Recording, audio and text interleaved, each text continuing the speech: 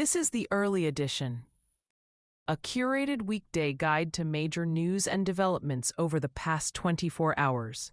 Curated by Lizzie Jennings and read by an automated voice. Published December 15, 2025 on Just Security, an essential resource for those shaping a just and secure world. Here's today's news. Global Affairs.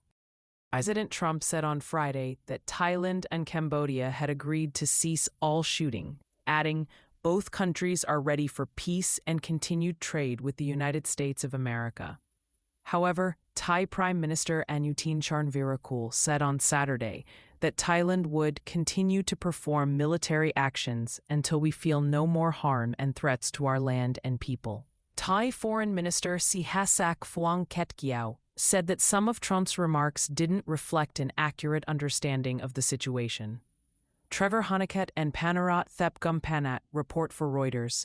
Jintamas Sornchai and Grant Peck report for AP News. Panu Wangcheum reports for Reuters. Fighting is continuing in at least 9 locations along the Cambodia-Thailand border.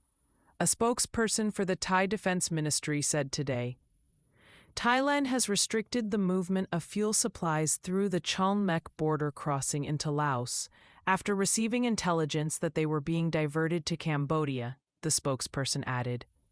The Cambodian Defense Ministry said, it is noteworthy that the number of fighter jets and cluster bombs used by the Thai military to attack Cambodia has been increasing significantly. Panu Wangcheum reports for Reuters. A Hong Kong court today found Jimmy Lai, a pro-democracy campaigner and media tycoon, guilty of sedition and colluding with foreign forces. Lai has been detained since 2020 and faces a maximum sentence of life in prison. Rebecca Falconer reports for Axios.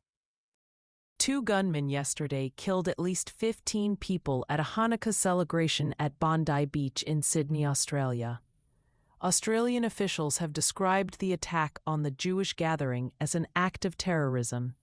Katrin Benhold reports for the New York Times. Myanmar's military junta yesterday called on the international community to take back hundreds of foreigners who have been detained in a crackdown on scam centers near the Thai border. Deputy Minister for Home Affairs Ma Jin-ong Kyaw said that 13,372 foreigners from 47 countries had been detained since the start of the operations in January, adding that while most have been deported, 1,655 are still in detention. AP News reports. A joint Saudi Emirati military delegation arrived in Aden, Yemen, for talks to defuse tensions in southern Yemen, a Yemeni government source told Reuters on Friday. At least 32 military personnel were killed and 45 others wounded in attacks in Hadramaut by groups affiliated with the UAE-backed Southern Transitional Council, state media reported on Friday. Timur Azhari and Mohammad Gobari report.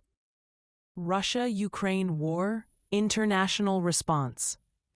Ukrainian President Volodymyr Zelensky said yesterday that Ukraine would give up its hopes to join NATO if it received strong security guarantees from the United States ahead of a meeting in Berlin with U.S. envoy Steve Witkoff and Jared Kushner.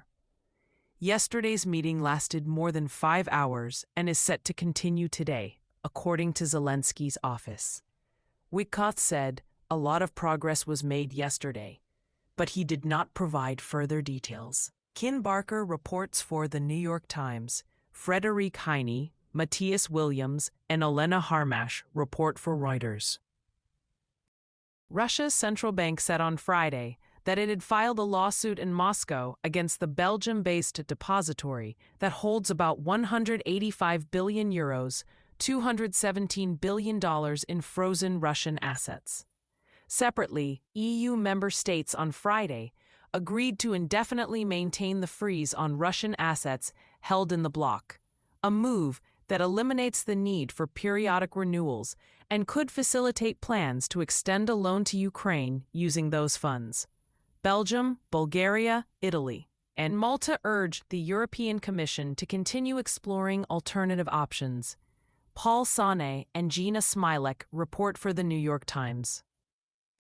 Israel-Hamas war, ceasefire. Israel killed senior Hamas commander Raid Saad in Gaza on Saturday, the Israeli military said. Hamas chief negotiator Khalil al-Hayya confirmed Saad's death in a televised address, saying that the continued Israeli violations of the ceasefire agreement and latest assassinations that targeted Saad and others threaten the viability of the agreement. Israel said that killing Saad did not violate the ceasefire because the agreement allows it to strike targets actively engaged in terrorism. Yeganeh Torbati and Lior Soroka report for The Washington Post. Nadal al-Mughrabi, Mena Ala Eldin, and Daoud Abu al-Qas report for Reuters.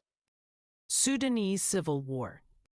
A drone strike on Saturday killed 6 UN peacekeepers and wounded 8 others in the city of Kadugli, Sudan, UN Secretary-General Antonio Guterres said, adding that attacks targeting United Nations peacekeepers may constitute war crimes under international law. The Sudanese armed forces blamed the attack on the Rapid Support Forces paramilitary. Sami Magdi reports for AP News. The RSF has allowed a trickle of aid into El Fasher for the first time since the city was captured in late October, according to the Malam Darfur Peace and Development Organization. The group said that it brought food to 1,200 families in shelters in 2 deliveries last week. El Fasher has been inaccessible to journalists and aid groups since it was seized, with the RSF also imposing a communications blackout. The UN has been negotiating for weeks with leaders of the RSF to bring in aid, but has not been able to secure conditions for safe access. Pranav Bhaskar reports for The New York Times. U.S. Caribbean and Pacific operations. The Trump administration carried out its seizure of the Skipper tanker off the coast of Venezuela last week, just as the judge-signed warrant was set to expire, according to a document which was unsealed on Friday. The seizure of this vessel highlights our successful efforts to impose costs on the governments of Venezuela and Iran, FBI Director Kashi Patel said on Friday. Jasper Ward reports for Reuters. A JetBlue flight from Curaçao off the coast of Venezuela on Friday halted its ascent to avoid colliding with a U.S. Air Force refueling tanker. "We almost had a mid-air collision up here," the JetBlue pilot said, adding, "They passed directly in our flight path. They don't have their transponder turned on. It's outrageous." Christopher Rugaber reports for The Washington Post. U.S. Foreign Affairs. A Syrian gunman on Saturday infiltrated a U.S.-Syrian meeting on how to combat ISIS, killing 2 U.S. Army soldiers and a U.S. civilian interpreter in the city of Palmyra. According to U.S. and Syrian officials, the gunman was a member of Syria's security forces who was slated for dismissal on account of his extremist views. 3 other U.S. service members and 2 members of the Syrian security forces were also wounded in the attack. The Syrian government has detained 5 people suspected of having links to the attack, the Syrian Interior Ministry said yesterday. Abdi Latif Dahir, Christina Goldbaum, John Ismay, and Eric Schmidt report for The New York Times, Reuters reports. U.S. immigration developments. Kilmar Abrego Garcia on Friday filed an emergency motion for a temporary restraining order against efforts to re-detain him after a judge ordered his release on Thursday. The judge granted Abrego Garcia's motion, temporarily blocking the administration from taking him into custody again until a hearing can be held on the issue. Zach Schoenfeld reports for The Hill. The Trump administration is providing the names of all air travelers to ICE through a Transportation Security Administration program, according to documents obtained by The New York Times. It is unclear how many arrests have been made as a result of the collaboration, but documents show that it led to the arrest of Annie Lucia Lopez Beloza, the college student picked up at Boston Logan Airport on November 20th. Hamed Aliaziz reports. U.S. domestic developments. House Oversight Committee Chair James Comer on Friday threatened to pursue contempt charges against former President Bill Clinton and former Secretary of State Hillary Clinton if they do not sit for depositions in Congress's probe of the Jeffrey Epstein investigation. Aaron Pellish reports for Politico. A federal judge ordered the Justice Department on Friday to return data it seized and obtained in 2017 from Daniel Richman, the friend of former FBI Director James B. Comey, finding that prosecutors had violated Richman's constitutional rights and misused his material in their attempt to indict Comey. However, the judge also ordered that a copy of all the data obtained be deposited with a federal court in Virginia, a provision which means that prosecutors could seek to regain access to the material. Kyle Cheney and Josh Gerstein report for Politico. Trump administration actions.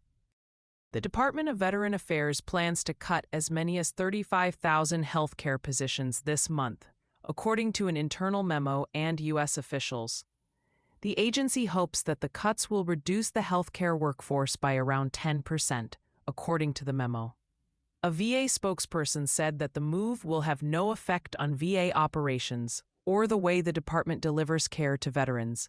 We are simply eliminating open and unfilled positions. Thomas Dargan Jr., Deputy General Counsel for the American Federation of Government Employees, said the union had not been consulted by the agency about the cuts, adding that the VA has been chronically understaffed for years, and employees are obviously going to be facing the brunt of any further job cuts. Meryl Cornfield, Anna Nathanson, and Lisa Rain report for The Washington Post. The Trump administration ordered the National Park Service to remove any merchandise related to diversity, equity, and inclusion from its gift shops by December 19th, according to an Interior Department memo last month. The memo did not provide any examples of which merchandise should be removed. The Interior Department said in a statement on Friday that the review of retail items would ensure our gift shops remain neutral spaces that serve all visitors and do not promote specific viewpoints. Ashley Ahn reports for the New York Times. Trump administration litigation. A federal appeals court on Friday upheld a district court decision from earlier in the week, ordering the Trump administration to remove California National Guard troops from Los Angeles by Monday. However, the appellate panel temporarily blocked the part of the lower court's order that would return control of the troops to Governor Gavin Newsom, DCA. Sean Hubler reports for the New York Times. A federal appeals court on Friday temporarily paused a contempt investigation into whether the Trump administration willfully violated a judge's order to stop the deportation flights of over 100 Venezuelan immigrants to El Salvador earlier this year. The Justice Department's emergency petition on Friday alleged that Judge James Boasberg is engaged in a pattern of retaliation and harassment and has developed too strong a bias to preside over this matter impartially. Alan Foyer reports for the New York Times. 20 states on Friday filed a lawsuit against the Trump administration over its policy to increase fees on new H-1B visas to $100,000. Arguing that the increase is illegal because it exceeds what Congress has authorized and undermines its intent in establishing the program. Christine Mui reports for Politico. In case you missed it, yesterday on Just Security, expert Q&A on Operation Southern Spear and seizure of sanctioned vessels by Tess Bridgman, Michael Schmidt, and Ryan Goodman. Rwanda DRC peace deal. Trump owns it. Now what? By Hardin Lang and Mark J. Wood. AI model outputs demand the attention of export control agencies. By Joe Kowam and Tim Schnabel. Thank you for listening to Just Security's early edition today, December 15, 2025. If you enjoy listening, Just Security's analytic articles are also available in audio form on the justsecurity.org website. To stay up to date on Just Security's analysis of law, policy, and current events, go to justsecurity.org, subscribe to Just Security on Substack, and follow us on LinkedIn, Blue Sky, Facebook, Instagram, and Threads.